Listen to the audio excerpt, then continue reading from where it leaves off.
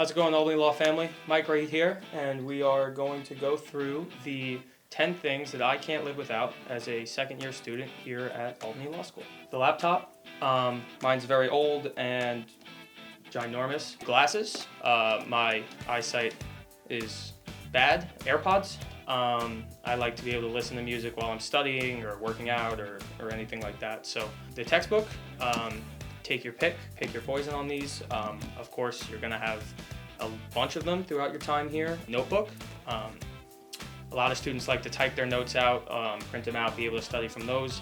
I always found handwriting them was easier for me, better for me. Coffee cup, again, self-explanatory, but you need to be able to stay awake when you're spending the long hours and the long nights in the library. The ID card, seems silly, but all the doors here at Albany Law are locked and they stay locked 24/7, so you can't get in without buzzing in. Water bottle, you have to stay hydrated. A suit, which is, I guess, self-explanatory for the legal field, but particularly for a second-year student, the interviews start coming, the networking events.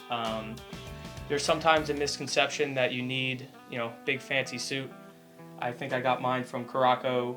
It doesn't need to be anything incredible, especially as a law student, but just make sure you have couple of different shirts and you'll be on your way. Rugby Social, here at Albany Law School, the rugby team has a long and rich history that just keeps growing. So playing rugby here is a great outlet for me to escape the day in, day out studying and writing papers and so forth. So the rugby team is an essential here for Albany Law School. So those are the 10 things that I can't live without, and hope to see you guys soon.